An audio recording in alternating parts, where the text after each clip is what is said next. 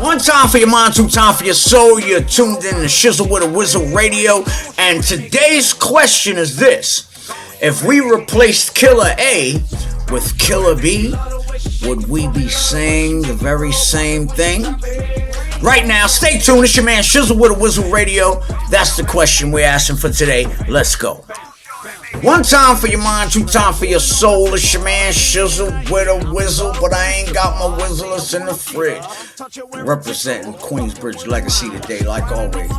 Alright, let's put this scenario up. Right? We accept things from each other each and every day that we won't accept from other people. Now, I want to put that, I don't know whether it was the last cop killing, shooting a woman, or I know there's a couple of them. I'm getting tired of seeing this shit. But I want to just go to this one scenario here. And I want to replace the murderer with another murderer. Now, we accept each and every day that if that girl had pulled that knife and was getting ready to stab that chick in the pink, and the murderer was Pookie instead of Officer So-and-so, here's how the scenario would have went down. Pookie would have shot Shorty. Nobody in the hood would have said a goddamn thing about Pookie shooting Shorty because stop snitching. Stop snitching. But Pookie would have shot Shorty and it would have been nothing about it. Everybody would have been quiet.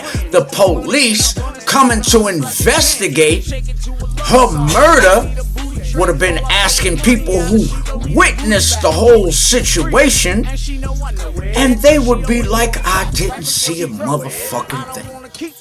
So we accept that. Cut it out. We accept that. But now let's replace the murderer and see how the scenario will go.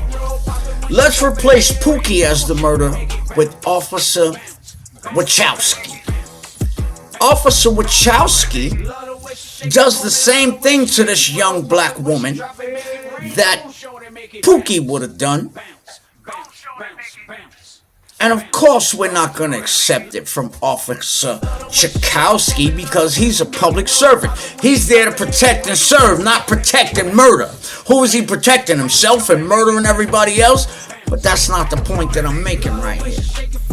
The point that I'm making is that we accept what the fuck others will do to us and jump up in arms about it because they did it.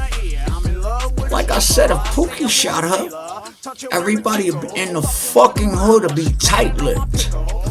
And the only motherfuckers that's gonna bang Pookie out is Shorty's nieces and nephews, cause them niggas is thugged the fuck out just like that nigga ready to bang the motherfucking hammer. Alright? But now we gonna get a couple of more murders in the hood and the police gonna come to investigate that, and nobody saw shit then either. And so it's your man Shizzle, one time for your mind, two time for your soul. We need to start thinking about this shit. We need to start checking our own community so that these motherfuckers don't have to come in and check it for us. Because you see what happens when they have to come in our communities and check it for us when we should be checking it ourselves. What happens and what the results are. And everybody's happy, yo, we got the guilty verdict. But you know the judge can come back in the end of the day and just say, well, we're going to call it time served. Yes, he's going to listen to what the jury recommended. Okay? But he might be one of them motherfuckers with, you know what I'm saying? And say, I'm going to reduce the charge to time served. Boom, boom, boom. 7 years probation, unsupervised. And then where would our victory be? Wait till then. It's your man Shizzle, one time for your mind, two time for your soul. Ain't nothing standing between you and success, but air and opportunity. Go get it.